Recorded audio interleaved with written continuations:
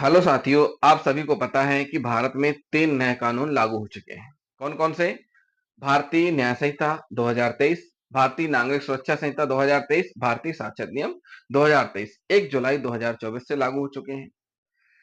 इन तीनों कानूनों में इलेक्ट्रॉनिक एविडेंस को महत्व दिया गया है।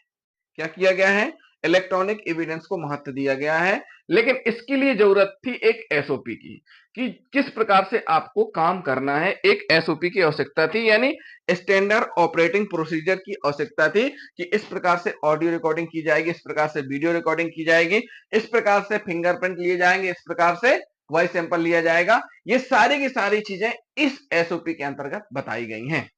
और यह भी इसमें बताया गया है कि इस एसओपी में कि एविडेंस किस प्रकार से कोर्ट में पेश किया जाएगा इलेक्ट्रॉनिक, और कौन कौन से इलेक्ट्रॉनिक डॉक्यूमेंट माने गए हैं उनका दायरा भी बढ़ा दिया गया है। तो साथियों, अभी जब नया कानून लागू हुआ था उस समय बहुत सी दिक्कत ये आ रही थी कि इन्वेस्टिगेशन के दौरान, सीजिंग के समय, कार्रवाई के समय वीडियो ऑडियोग्राफी करनी है, तो उसका एक तय पैमाना क्या है कि किस प्रकार से किया जाएगा और वो कोर्ट में मान्य होगा। तो भारत सरकार गृह मंत्रालय की तरफ से एक एसओपी जारी की गई है, वही एसओपी हम आपको बताने जा रहे हैं। भाग एक में हम आपको बेसिक चीजें बताएंगे, इसी प्रकार हम आपको भाग 1, 2, 3, 4, भाग 10 तक में आपको पूरा कंप्लीट करा देंगे। तो साथियों, इस वीडियो को लास्ट तक जरूर देखें और एसओपी से संबंधित हमारे जितने भी भाग आएंगे उनको भी जरूर देखें। क्यों? क्योंकि ये आपके लिए बहुत महत्वपूर्ण है। जिन साथियों ने अभी तक हमारे चैनल को सब्सक्राइब नहीं किया है, हमारे चैनल को जरूर सब्सक्राइब कर लें। अगर वीडियो पसंद आता है तो वीडियो को लाइक भी करें और शेयर भी करें, कमेंट भी करें। तो साथियों, भारत में तीनों नए कानून लागू हो चुके हैं। इन तीनों नए कानूनों के मद्देनजर इस प्रकार से एक एसओपी जारी की गई है ताकि न्याय जल्दी मिल सके, यानी कि स्पीडी ट्रायल हो सके। और यह होगा इलेक्ट्रॉनिक माध्यम जब बढ़ जाएंगे, इलेक्ट्रॉनिक तरीके से जब काम किया जाएगा तभी यह संभव है। तो ऐसे में एक एसओपी निर्धारित की गई है जिसमें कि पुलिस का काम है इन्वेस्टिगेशन करके कोर्ट तक चार्जशीट पुटअप करना, आगे की प्रोसीडिंग कोर्ट के द्वारा की जाएगी। तो इसमें स्पष्ट रूप से बताया गया है कि जो तीनों नए कानून हैं, ये तीनों नए कानून लागू हो चुके हैं। और तीनों नए कानून जो लागू हुए हैं, इन तीनों नए कानूनों में प्रावधान किया गया है, दंड बढ़ाए गए हैं, जुर्माना भी बढ़ाया गया है। और ये तीनों कानून इस प्रकार से बनाए गए हैं कि कमजोर लोगों को बेहतर सुरक्षा प्रदान करते हैं। क्या करते हैं? कमजोर कमजोर लोगों को बेहतर सुरक्षा प्रदान करेंगे।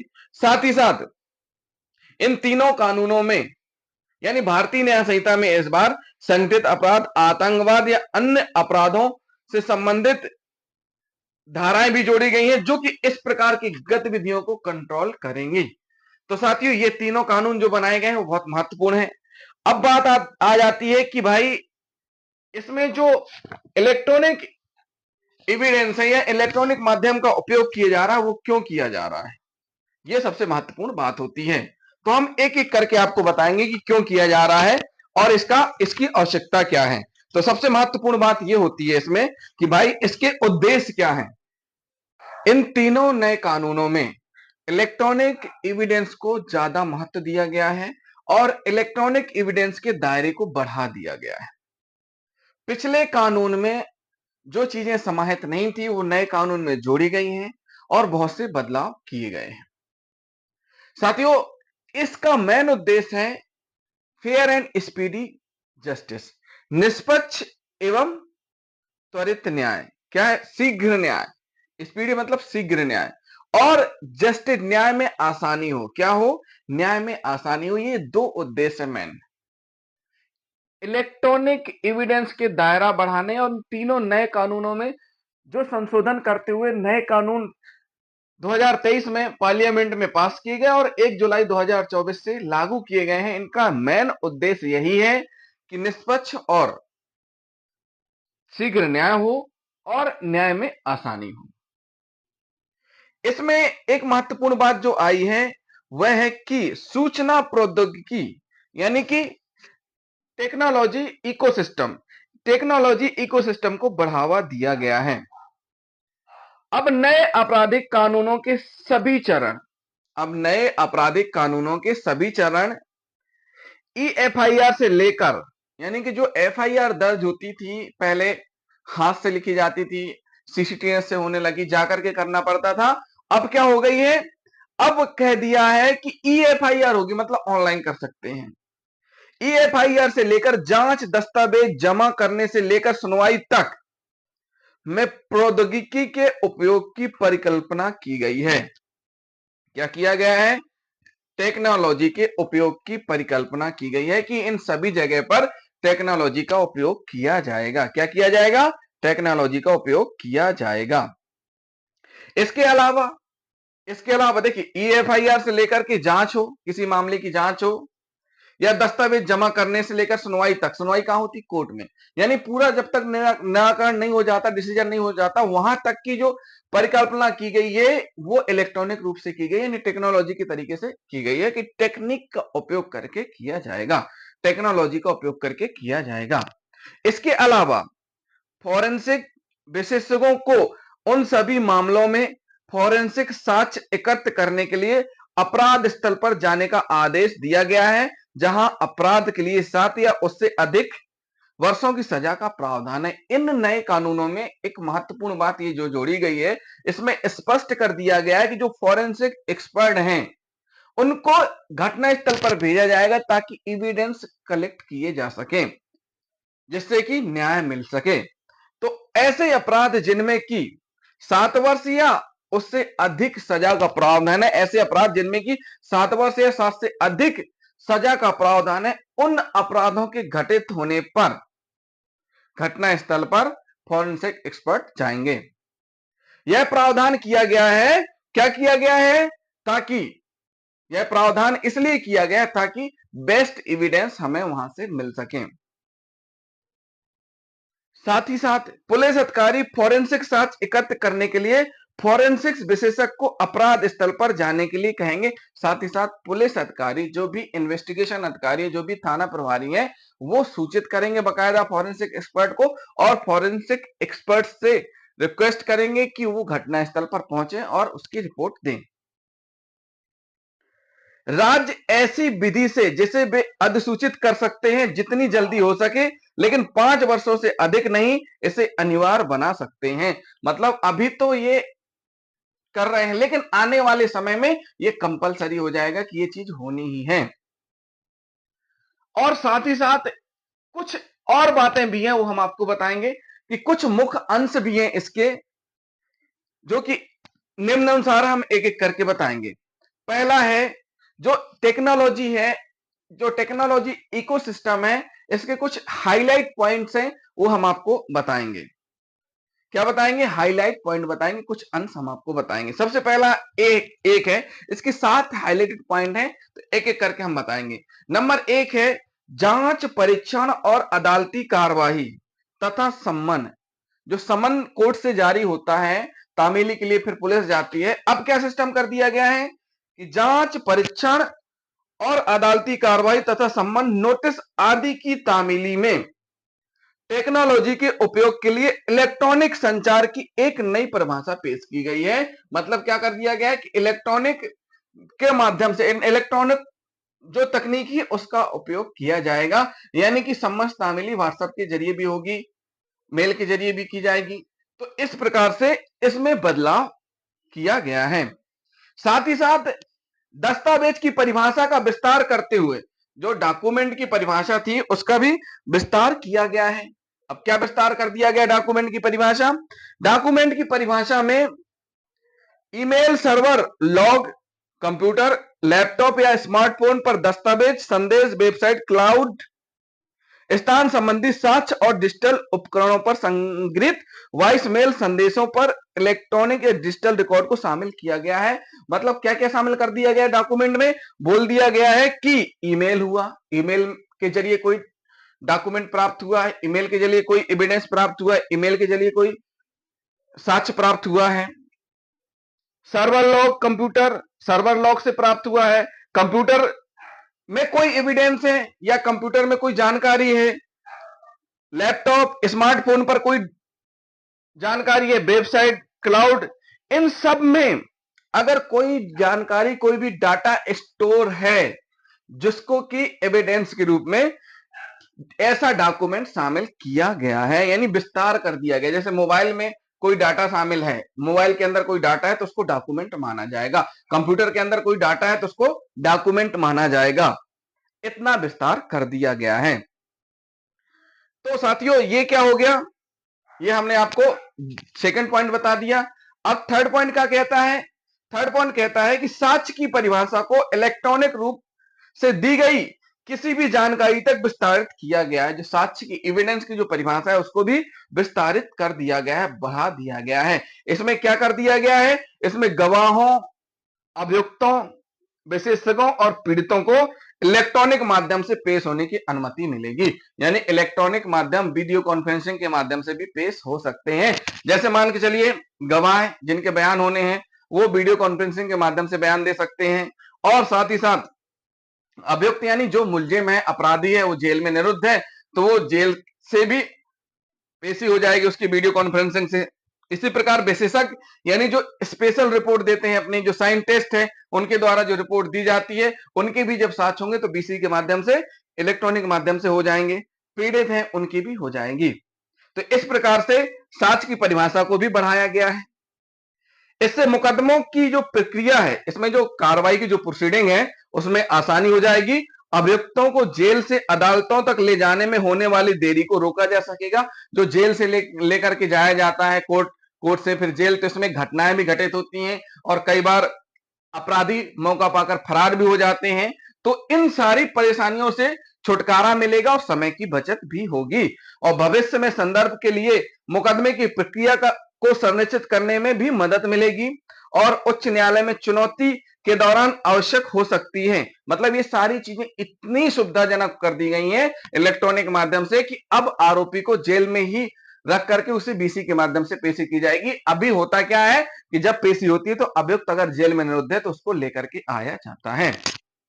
साथियों इसमें फोर्थ पॉइंट कहता है कि प्राथमिक दस्तावेज की जो परिभाषा है, भारतीय साक्ष्य अधिनियम की धारा 57 में प्राथमिक साक्ष्य के बारे में दिया गया है। क्या दिया गया है, भारतीय साक्ष्य अधिनियम की धारा 57 में प्राथमिक साक्ष्य के बारे में दिया गया है। कौन से प्राथमिक साक्ष्य होंगे, इसमें भी जो स्पष्टीकरण है उनमें बढ़ावा दिया गया है। मतलब अब स्पष्टीकरण कितने हो गए हैं, 7 स्पष्टीकरण हो गए हैं। कितने हो गए हैं, 7 स्पष्टीकरण कर दिए गए हैं, यानी कि बढ़ा दिए गए हैं, स्पष्टीकरण भी बढ़ा दिए गए हैं। तो साथियों पहले से अपेक्षा जो 4 अभी नए बढ़े हैं स्पष्टीकरण, कौन कौन से हम शॉर्ट में जान लेते हैं। जहां कोई इलेक्ट्रॉनिक या डिजिटल अभिलेख बनाना, जहां कोई इलेक्ट्रॉनिक या डिजिटल अभिलेख बनाया संग्रहित किया गया है, जहां पर कोई भी इलेक्ट्रॉनिक या डिजिटल अभिलेख यानी कोई भी रिकॉर्ड तैयार किया गया है, या किसी इलेक्ट्रॉनिक या डिजिटल मोबाइल या कंप्यूटर में स्टोर किया गया है, तो यदि ऐसा भंडारण एक साथ या क्रमिक रूप से एकाधिक फाइलों में होता है तो ऐसी प्रत्येक फाइलें क्या मानी जाएंगी, प्राथमिक साक्ष्य मानी जाएंगी। यानी कि आपके लैपटॉप में कोई डाटा स्टोर किया गया है, मोबाइल में कोई डाटा स्टोर किया गया है, तो वो प्राथमिक साक्ष्य मानी जाएंगी। फिर इसमें अगला कहा गया कि जहां कोई इलेक्ट्रॉनिक या डिजिटल रिकॉर्ड उचित अवरक्षा से प्रस्तुत किया जाता है वहां इसकी विषय वस्तु को साबित करना पर्याप्त है जब तक कि वह विवादित ना हो। देखिए चेन ऑफ कस्टडी बहुत महत्वपूर्ण होती है, और ये रिकॉर्ड उचित अभिरक्षा मतलब चेन ऑफ कस्टडी जो पालन किया जाना चाहिए, कि मतलब इस प्रकार की स्थिति ना हो कि जिसमें छेड़छाड़ या उसकी पवित्रता पर प्रश्न उठे। तो चेन ऑफ कस्टडी के बारे में हम आपको अगले वीडियो में बताएंगे। तो चेन ऑफ कस्टडी का मतलब यही होता है कि प्रॉपर तरीके से सीजिंग होनी चाहिए और प्रॉपर तरीके से उसको मालखाना से निकालते टाइम एंट्री करें, फिर उसके बाद सीजिंग करें, सील लगाई जाए, और सीजिंग होगी 2 स्वतंत्र साक्षियों के सामने। उसके बाद फिर विधिवत तरीके से मालखाना में जमा हो और इस प्रकार से रखा जाए कि उसको नष्ट ना हो, वो डॉक्यूमेंट या वो एविडेंस नष्ट ना होने पाए और उसमें किसी प्रकार की छेड़छाड़ की संभावना ना हो। तो इस प्रकार से चेन ऑफ कस्टडी यानी कि उचित अभिरक्षा में प्रस्तुत किया जाना चाहिए। उसके बाद स्पष्ट रूप से कहा गया है कि तीसरे पॉइंट में कि अगर मान लीजिए तीसरे पॉइंट में कहा गया है कि जहां वीडियो रिकॉर्डिंग का एक साथ इलेक्ट्रॉनिक रूप में संग्रहित किया जाता है और दूसरे को प्रेषित या प्रसारित किया जाता है वहां संग्रहित प्रत्येक रिकॉर्डिंग प्राथमिक साक्ष्य होगी। जहां जैसे ही लैपटॉप कंप्यूटर में कोई रिकॉर्डिंग या वीडियो ऑडियो कोई भी सेव की जाती है, रखी जाती है, ट्रांसफर की जाती है, तो वो भी क्या मानी जाएगी? प्राथमिक मानी जाएगी। फिर कहा है चौथे पॉइंट में कि जहां कोई इलेक्ट्रॉनिक या डिजिटल रिकॉर्ड एकाधिक भंडारण स्थानों में, एक से अधिक भंडारण स्थानों में कंप्यूटर संसाधनों में संग्रहित किया जाता है, प्रत्येक ऐसा स्वचालित भंडारण जिसमें अस्थायी फाइलें भी शामिल हैं, एक प्राथमिक साक्ष्य होंगी। तो इस प्रकार से इन 4 स्पष्टीकरण को जोड़ते हुए टोटल अब स्पष्टीकरण हो गए 7। कितने हो गए हैं? 7 स्पष्टीकरण हो गए हैं। प्राथमिक साक्ष्य के अंतर्गत कौन कौन से एविडेंस प्राथमिक साक्ष्य के अंतर्गत आएंगे, ये स्पष्ट रूप से बताया गया है। ये हो गया, क्या हो गया? फोर्थ। अब हम आपको सेकेंडरी एविडेंस के बारे में बताएंगे। द्वितीय साक्ष्य का भी दायरा बढ़ा दिया गया है। इसमें सेकेंडरी एविडेंस का भी दायरा बढ़ा दिया गया है। कैसे बढ़ाया गया है? कि द्वितीय साक्ष्य का दायरा बढ़ा दिया गया है। अप्रमाणित प्रतियों के अतिरिक्त, अब प्रमाणित प्रतियों के अतिरिक्त यांत्रिक प्रक्रियाओं द्वारा मूल से बनाई गई प्रतियां, यांत्रिक यानी जो टेक्नोलॉजी के माध्यम से जो प्रतियां तैयार की जाएंगी, मूल से बनाई गई हैं या उससे तुलना की गई प्रतियां दस्तावेज के उन पक्षों के विरुद्ध प्रतिरूप जिन्होंने उन्हें निष्पादित नहीं किया है, तथा किसी दस्तावेज की विषय वस्तु के बारे में किसी ऐसे व्यक्ति द्वारा दिया गया मौखिक विवरण जिसने उसे स्वयं देखा है, भी इसमें शामिल किया जाएगा। मतलब क्या हुआ? मतलब यह हुआ कि जो प्राइमरी है, प्राइमरी के अलावा जो उसकी प्रतियां तैयार की जाएंगी, जो उसकी मूल से बनाई जाएंगी, उनको भी इसमें शामिल किया जाएगा। और जिसने बनाते हुए देखा है इन सारी चीजों को, जिनके समक्ष बनाया गया है, तो उसका जो मौखिक एविडेंस, मौखिक बयान होगा, वो भी सेकेंडरी एविडेंस के अंतर्गत माना जाएगा। फिर इसमें फिफ्थ पॉइंट में कहा गया है, हमने आपको द्वितीय साक्ष्य का बता दिया फिफ्थ पॉइंट में। अब सिक्स पॉइंट में क्या कहा गया है?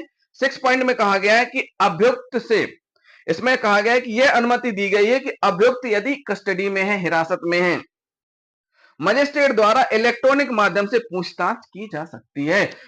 क्या की जा सकती है? मजिस्ट्रेट के द्वारा इलेक्ट्रॉनिक माध्यम से पूछताछ की जा सकती है। अर्थात पुलिस स्टेशन, न्यायालय या जेल या राज्य सरकार द्वारा अधिसूचित किसी अन्य स्थान पर उपलब्ध वीडियो कॉन्फ्रेंसिंग बीसी सुविधा। मतलब यह हुआ कि जब भी कोई अभियुक्त पुलिस अभिरक्षा में है या किसी जेल में निरुद्ध है, तो उससे अगर कोई मजिस्ट्रेट पूछताछ करना चाहता है, तो वो इलेक्ट्रॉनिक माध्यम यानी वीडियो कॉन्फ्रेंसिंग के माध्यम से पूछताछ कर सकते हैं। यह सुविधा भी दी गई है। यह प्रावधान किया गया है कि यदि अभियुक्त से बीसी के माध्यम से पूछताछ की गई है, तो बयान पर उसके हस्ताक्षर 72 घंटों के भीतर लिए जाएंगे। जो बयान हुए हैं पूछताछ के दौरान, उस पर 72 आवर्स के अंतर्गत बयानों पर साइन लिए जाएंगे। जैसे बयान हो गए, बयान होने पर कोर्ट में बयान दिए, अब कोर्ट में बयान होने के बाद उसके जो साइन है वो 72 घंटों के अंदर उससे करवाने होंगे, तो वो फिर उससे करवाए जाएंगे। इसमें फिर लास्ट पॉइंट बताया गया है कि भारतीय नागरिक सुरक्षा संहिता में कुछ नए प्रावधान जोड़े गए हैं जो कि सीआरपीसी में नहीं थे, जो कि पुराने कानून दंड प्रक्रिया संहिता में नहीं थे, नए कानून में है। कौन कौन से हैं ये हम आपको बताएंगे। एक प्रावधान बनाया गया है जिसके तहत मजिस्ट्रेट व्यक्ति को गिरफ्तार किए बिना नमूना या सैंपल लेने का आदेश दे सकते हैं। एक प्रावधान क्या बनाया गया है? गिरफ्तारी के बगैर भी नमूना या सैंपल लेने का आदेश दिया जा सकता है। इसके अलावा सीआरपीसी में फिंगर इंप्रेशन या वॉइस सैंपल लेने का कोई मौजूदा प्रावधान नहीं था। मतलब सीआरपीसी में वॉइस सैंपल और फिंगर इंप्रेशन लेने का प्रावधान नहीं था, लेकिन अब बीएनएसएस में इसका प्रावधान किया गया है। क्या किया गया है? भारतीय नागरिक सुरक्षा संहिता में इसका प्रावधान किया गया है। तो साथियों, ये हमने आपको बता दिया, ऑब्जेक्टिव बताया और टेक्नोलॉजी इकोसिस्टम ये भी बताया। अब हम आपको एक एक चीज करके डिटेल वाइज बताएंगे किस प्रकार से, कैसे इलेक्ट्रॉनिक यानी टेक्नोलॉजी इकोसिस्टम का उपयोग किया जाएगा, किस चीज में? फेयर एंड स्पीडी जस्टिस, और जिससे कि न्याय में आसानी मिल सके। यानी हर चीज में पुलिस एफआईआर से लगा करके, इन्वेस्टिगेशन से लगा करके कोर्ट प्रोसीडिंग होने तक सब जगह टेक्नोलॉजी इकोसिस्टम का उपयोग किया जाएगा, और इससे बहुत ज्यादा क्या होगा? निष्पक्ष और तुरंत शीघ्र न्याय मिलेगा और न्याय में आसानी भी होगी। तो साथियों, जिन साथियों ने अभी तक हमारे चैनल को सब्सक्राइब नहीं किया है, हमारे चैनल को जरूर सब्सक्राइब कर लें और वीडियो को लाइक और शेयर करना ना भूलें, कमेंट भी करते जाएं। थैंक यू साथियों।